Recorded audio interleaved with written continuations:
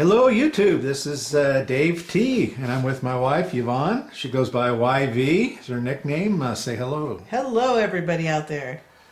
If you've been a long-time viewer of mine, you're probably rolling off your seat right now thinking that this is the first time you've heard my voice, and it is. All of my other videos have been set to music. But we wanted to do a special episode for you today, a Christmas episode with the plates that you see, the dinnerware that you see in front of you, and we've actually done I think a really nice table setting in the dining room that we'll move to after we talk a little bit about the history of these plates. But before we get into that, I just wanted to give you an update on this channel. You haven't seen a lot of output from us for a couple years, and obviously 2020, everybody knows what happened with COVID. It was to be our Halloween year last year, and we went into the lockdown, and it became evident to us that we would be unable to have any of our Halloween parties. Some of you may know, but we throw a lot of parties when we decorate. It's a lot of work putting up our decorations for both Christmas and Halloween. Some of you may know that we alternate between the two holidays because we simply cannot put it all up. Take Halloween down and get Christmas up in time. It takes months to put up both collections. So anyway, we did not decorate last year and decided that we would do Halloween this year. And so with good intentions, we started getting out and putting up Halloween, and then kind of all hell broke loose for us. Both Yvonne and I have elderly parents that had some serious health issues in and out of the hospital, and unfortunately in September we had a death of one of our parents, and we had put up about maybe 60% of the Halloween and just came to a screeching halt. So we ended up not having any parties or finishing up the Halloween, but the good news is that before we took it down, I did shoot some video, and so hopefully I'm going to have a video in 2022 around Halloween time.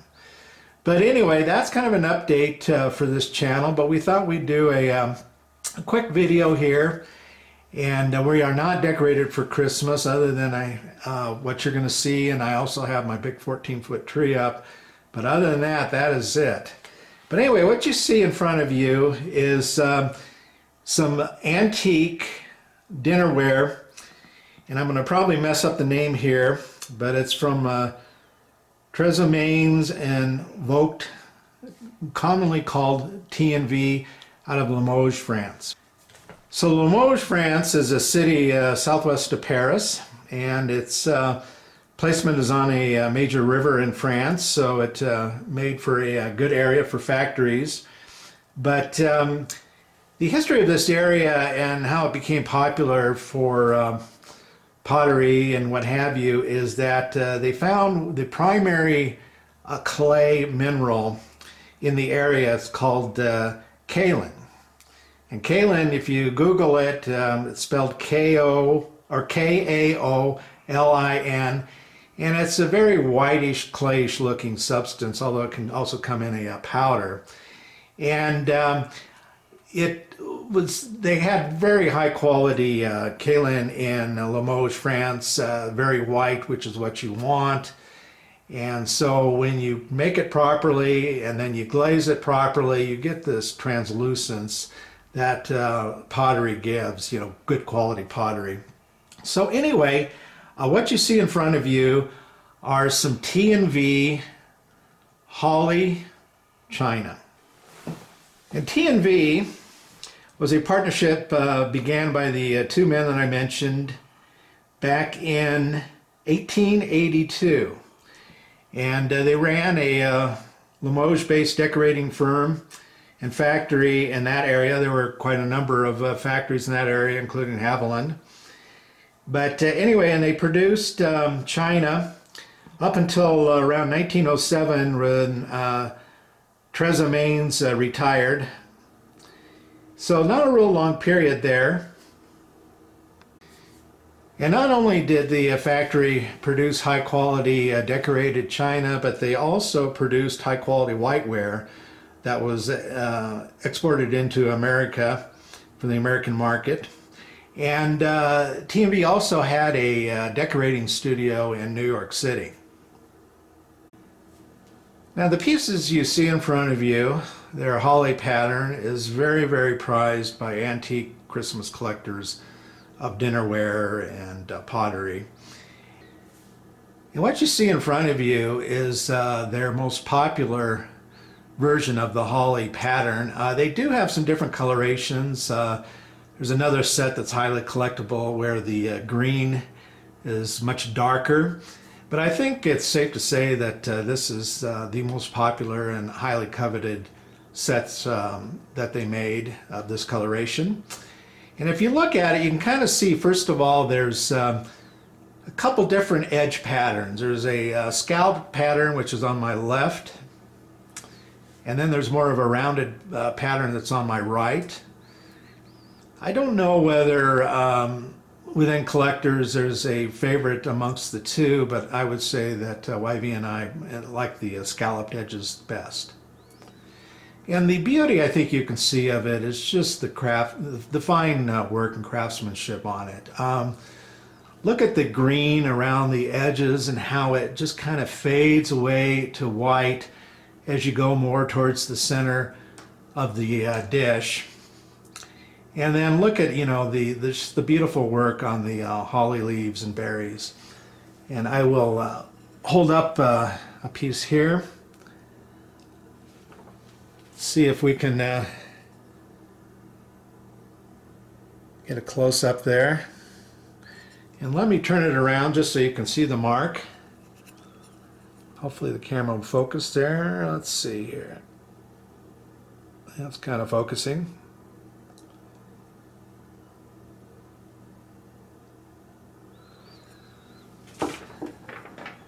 But anyway, it just looks stunning on a table, and as you're going to see a full setup in the dining room, it's just very luxurious. And so I hate to say it, but it is fairly scarce. I wouldn't say rare, but obviously because it was made in, starting around 1881 and only through 1907 or so, being, over 120 years old. A lot of them, of course, got broken, worn down, chipped, cracked, and so, they're not easy to find in, perfect condition.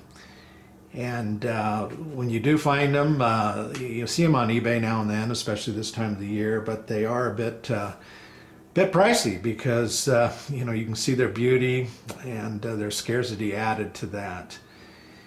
But anyway, one last thing before we go to the dining room we wanted to show you and just briefly mention is that you may have noticed this knife sitting on something there on the table, and that is a knife rest from the Victorian era.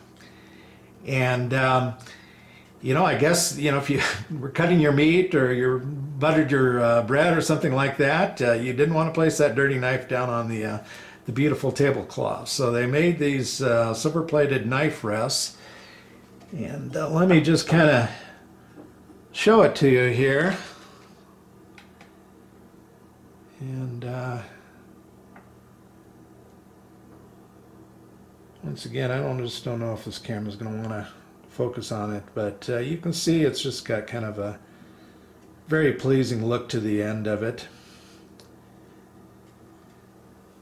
But yeah, so that is the history of T&V, and now we'll retire to the dining room and show you some of our other pieces and talk a little bit more about it, and then just kind of take you on a tour. Hang on. Okay, we're back, and here we are in the dining room, and I wish I could tell you that I put all of this together, but I did not. YV did. And we have been collecting for, I would say, at least 10 years, and maybe a little bit more. And we belong to a group called the Golden Globe Christmas Past. It's a national club of antique. International, yeah, there's international people, the Christmas collectors. We have a convention each and every year. And I think I posted a couple videos of the museum room at the convention, so if you haven't seen those, you might want to go on my channel and pull them up. But anyway, we've been lucky, to belong to this group, and we've bought a number of pieces directly from other collectors, and I think I've gotten some pretty good deals over the year. And then of course I've bought some stuff off of eBay when the price is right. And now and then you'll see a piece of this come up on a buy it now for a ridiculous price. People who clearly don't know, the value of this stuff, but it's taken us at least I don't know, a good About 10 10 years. Yeah. A lot of Christmas and birthday presents, I have to say. Thank you very much. Yeah, I've yeah. appreciated. Best presents I could have gotten. Yeah, it's easy for me to get my Christmas and birthday presents. But anyway, so here's the table, and we're going to change the camera position, show you a couple pieces on a smaller table, and then we'll go in for some close-ups and talk a little bit about the pieces on the table. Okay, we are back, and here's a little side table that we've got a few plates set up on. And as I scroll over, here's one of our prized pieces. This is a very large punch bowl on a gorgeous stand. Let me kind of come in for a closer view. Look at the work on that stand there. And then there's that repeated pattern on the punch bowl. Notice the work inside the punch bowl and the beautiful gold work on the rim. And then over here we've got a few small kind of bowlish type plates. And they call them berry bowls or berry plates. So I guess they would put berries in them. All right, here we are at one corner of the table. We'll just point out a few items here. First of all, that pitcher there is a water pitcher. And then we've got kind of a long oblong piece there. That usually has been called a celery dish from what I've heard. I guess back in the Victorian era, they like to put celery out on the Christmas table. And then the smaller oblong dish is, I think we've heard it called a tidbit dish. Maybe they would put olives or something like that. And then, as we scan over, you'll notice that we have two plates there. The smaller plate is usually called a salad plate. And then we have a dinner plate. And when we say dinner plate, the dinner plates are kind of more the size of our salad plates nowadays, and the plating size was much smaller than it is today. And here we'll kind of scan around here, and then we'll move the camera to another corner.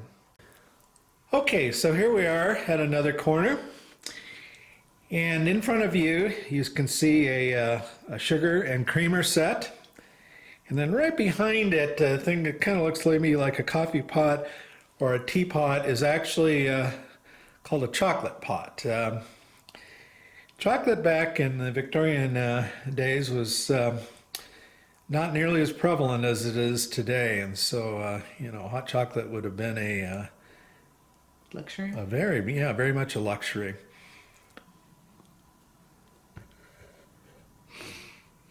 And I'll scan around a little bit so you can see. All right, we'll move to another corner. Okay, here in front of you we have three different types of bowls. First of all, the one that's furthest away, kind of on the other side of the saucer and cup set, is a pudding bowl. And so evidently they would put pudding of some type in that. And then you've got next to it a small covered bowl. You don't see a lot of bowls that have covers to them, so this one's kind of rare to see a covered bowl. And then closest to you, you see just more of a regular serving bowl that you would put vegetables, perhaps mashed potatoes, stuffing, if they made stuffing back then. And once again, you can see inside that big bowl there, there's the beauty of the work. Just love how it goes from that dark green and then just kind of filters into the white. And then once again, you can see the holly work there. And then the beautiful rim work with the gold.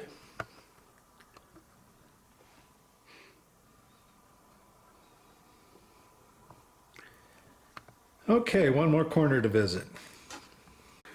Okay, here we have another view of the water pitcher, and YV noted as we were moving the camera into place the graceful lines on the handle there.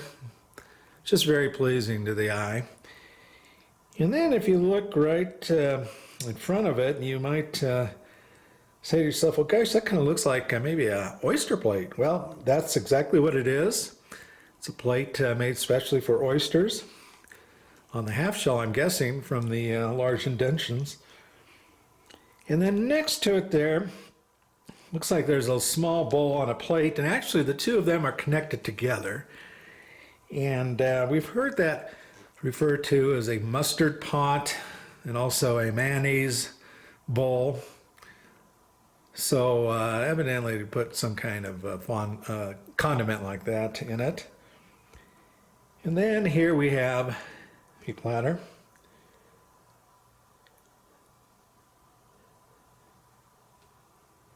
And then I wanted to show you, just kind of maybe zero in on one of the cups and saucers.